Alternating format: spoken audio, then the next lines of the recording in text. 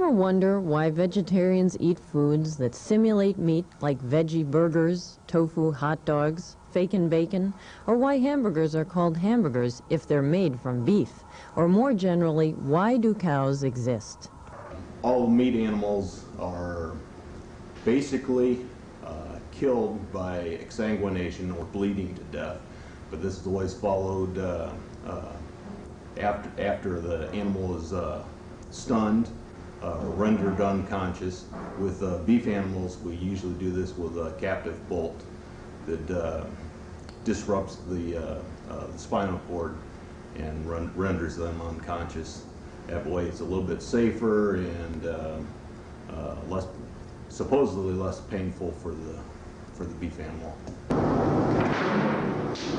Beef animals, basically, I don't really feel bad about it. It's a part of my job. I can be petting the animals, which right beforehand, but I just put on a different face when it comes to slaughter time. My only concern is to make sure that things go right and that there's no mishaps. I believe that we have an opportunity to educate people about the value and role of animals in agriculture to produce food for peoples around the world. And sooner or later they will need to be told that meat animal production does involve slaughter of animals. If people have moral objection to that, I give them that recognition and realize there's nothing really we can do to change that mindset or change their attitude. Suppose cows didn't exist for human consumption. We could raise them as pets, take them to beef expos or cow shows, like people take dogs and horses to dog shows and horse shows.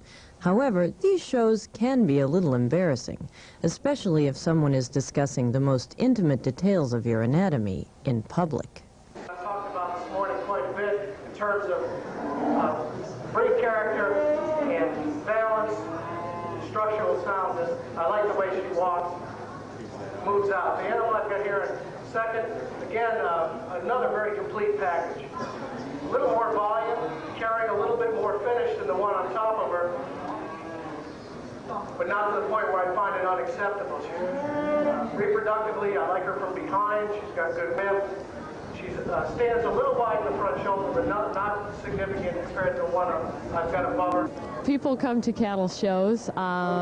It's a hobby for some people. It's a way to promote your cattle. If you do well, or at least compare well, you don't have to necessarily get first place. Then people will come out to your farm to purchase them. You get well known in the breed. It's a good way to promote.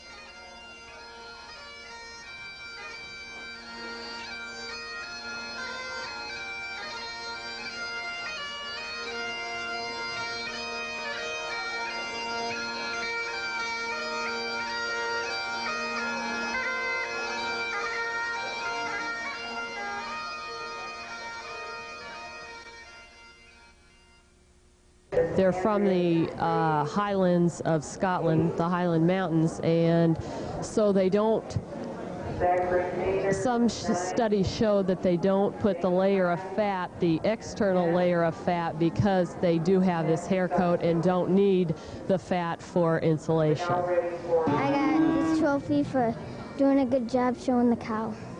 And how long have you been working with cows? About a year.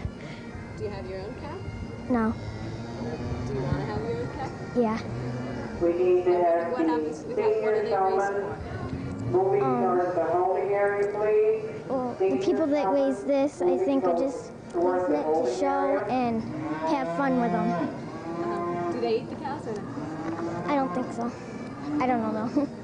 And what's your favorite food? I'm a vegetarian. You're a vegetarian. How come you're a vegetarian? Because Tell me why you're a vegetarian. Because I don't like eating animals, and I don't think it's right. Just don't like it.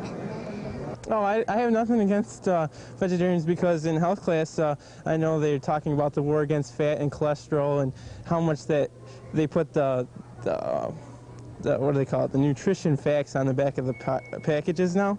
And I think this is a good thing, because people are now looking at how they're let's see, they're looking at how their diet is going to affect their lives, because, you know, later on down the road they're going to get, let's say, heart disease, right? You get a stroke or you get a heart attack, but they're trying to say that genes are involved here, and that the heart disease affects certain people that have genes that are more dominant to getting cholesterol, not being able to take care of the cholesterol in their body. But I don't know if that's true. I think a lot of it is the way they eat and how they take their diet. And so I have nothing against vegetarians. They choose to do that. I feel as though that's their own choice. The beef isn't going to hurt them. In fact, you need that protein in your body. But if they would like to do, you know, just vegetables, that's their own choice. I have nothing against it. Can you tell us why you're here today in addition to being the Junior Queen? Well, I got this heifer and my bull calf over there that I have to put in the sale. So I'm here with them, and this is one of the places I have to be for the Junior Queen. And how long have you been working with these two heifers? Well, the bull calf over there was 5 months ago when he was born, and she was before when she was a cow calf with her mom showing. Is it going to be hard for you to sell the cows? Is it going to be emotional for you to say goodbye to them? Very. It's just going to be like saying goodbye for the last time. She's a good heifer, though. What's going to happen to them after they're sold? Well, I'm hoping that the people will at least try her out as in breeding. Come on, Reba. And do all that other stuff. So I hope she don't get ground beef, because she's really nice. So is her mother. And do you eat beef? Yes. We got steers at home that we ground up into a ground hamburger, and we sell at Private Treaty. Have you ever eaten a cow that you raised or that you were close to?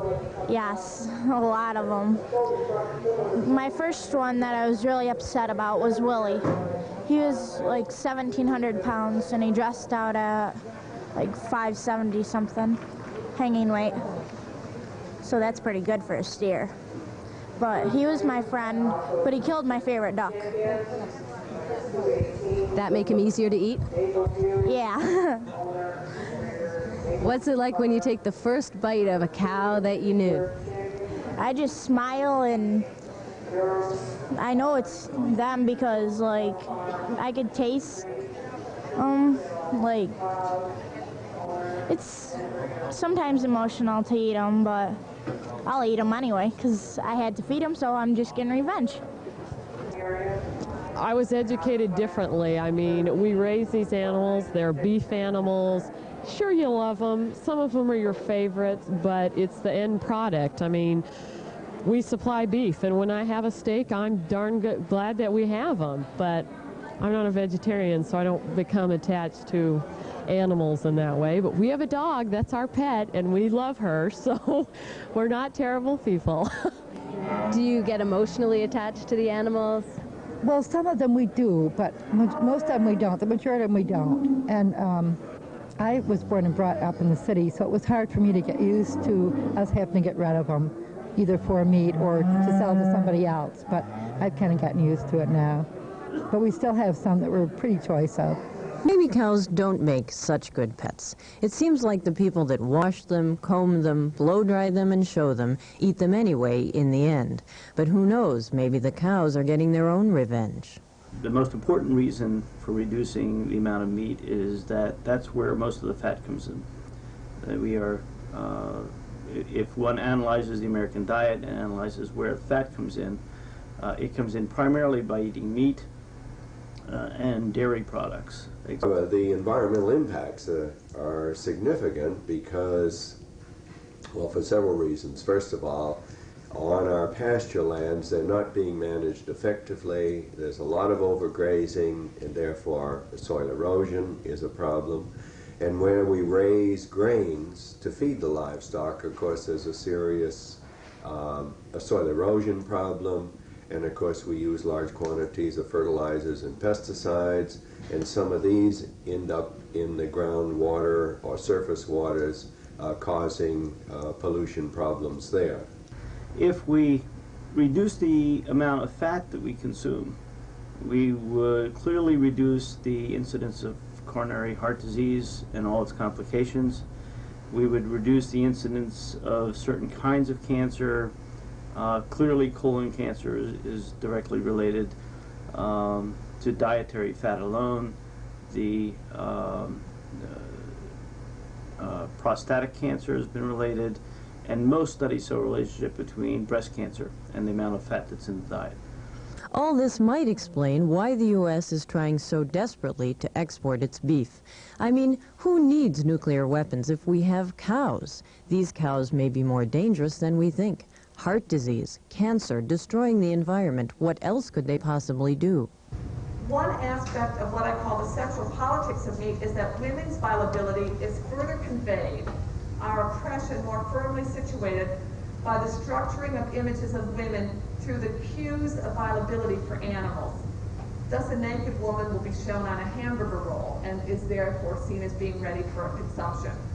Or an animal in high heels invites a form of penetration, but which form is it? I brought some slides along for us to look at this. Is this sacrilegious, or is it just funny, or is it just sexy? This was not only on towels and everywhere in the late 60s. This often hung in butcher shops. And before Boston changed what was called Haymarket, I remember going, and there were butcher shops after butcher shops with this poster in there, this double entendre again. The next slide. Obviously, some people have found cows have alternative uses and don't think cows exist solely for human consumption. Maybe we need to learn more about them. What would life be like after beef? I've been vegan for 10 years now, nearly 10 years, and when I switched to a vegan diet back in the mid-'80s, very few people were into it, and in fact, you know, I was given dire warnings about the health consequences it would have and so forth. I think to become vegetarian or vegan in the mid-'80s, you needed to be somewhat radical towards environmental issues, or you needed to have some intensely protective feelings towards animals. And whereas today, so many people are becoming vegetarian, and it's no longer a hippie or liberal thing to do. This is the VeggieCard software for the Macintosh that I created a few years back, and it sort of tells you everything you could want to know about vegetarianism. Why bother with it? How can you change your diet? And what about recipes? And the idea is that you just sort of click on whatever you're most interested in, and you can come up with all kinds of information about how animals are treated, or how different foods affect your health. I mean, beef is just one part of a meal, you know, one part of the plate. There are so many other things that go along with it that, you know, there's products out there that are available, such as tofu. You can make tofu, you know, into anything that you can use beef for. Seitan, it's a product made from wheat. Its nickname is wheat meat. And it's a wonderful product that can be sliced just like lunch meat. It can be cubed, thrown into stews. You can crumble it and use it, you know, in place of ground beef in tacos, in burritos. You know, you can slice it thin and grill it and, you know, use it in place of bacon. Or I think that a lot of the reason that people, new vegetarians, always eat tofu dogs and tofu burgers and bacon and whatnot is we are phenomenally creatures of habit, and you know, once we get into something that we like and keeps us alive, it takes a heck of a lot to get us off of it. You know, if you only eat so many calories, if the major portion of those calories come from meat, then fewer are going to come from grains and vegetables and fruits. Grains and vegetables and fruits contain a substance that meat does not, and that's dietary fiber. And the more we learn about dietary fiber, the more we realize it's very protective, particularly against the effects of coronary heart disease and cancer. So if I had to make a general recommendation for where people can improve their diets, they ought to cut down on fats that they eat, and they should increase dramatically vegetable, fruits, and carbohydrate sources of foods, especially fruits and vegetables. We're just not consuming on average enough fruits and vegetables. But put in proper context, we're about where we should be in consuming out of the protein group, the meat, poultry, and fish. What we should do is choose those leaner meats, leaner meat products, stay away from the fatty sausage products. But if cows don't exist for human consumption, then why do so many humans eat beef? Is it out of habit or because it tastes good? The question of why Americans eat so much meat is a fascinating one. There is a law of psychology, which I think is perhaps the most powerful law of psychology, called the law of least effort. We tend to maximize our input of something and minimize the amount that we expend. If you wanted to get as complete, a nutritionally complete diet as possible and minimize the effort in preparing that, you would eat meat. There's no question that it's optimal protein.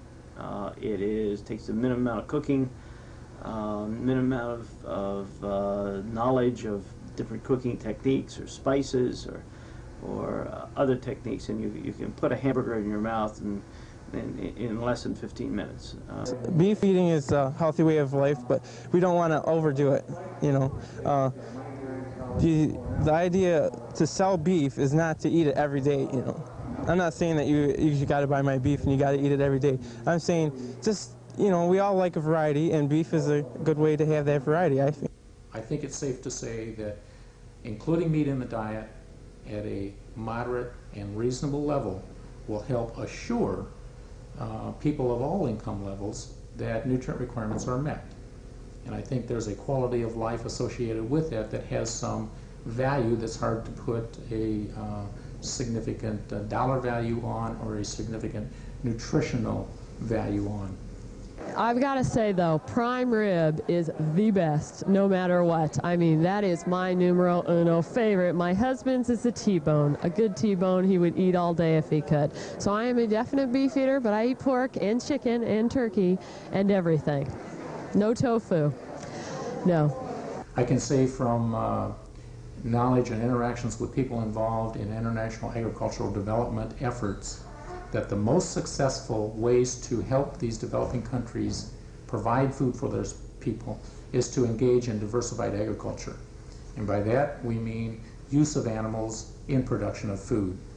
And as a good example, there are many countries in Asia and elsewhere where that animal not only provides food in the form of milk and ultimately meat, but is also the primary source of traction or power for cultivation of plant sources of food, and provides a source of fertilizer for those plant foods. And the use of livestock for grazing is obviously a benefit because there's no other means of making use of that vegetation on that land other than harvesting it via beef or sheep. So why do cows exist? I don't know. I'm not a cow. However, I do know why a hamburger is called a hamburger. Is that ham is not a modifier of the noun burger. The entire name is derived from Hamburg, Germany.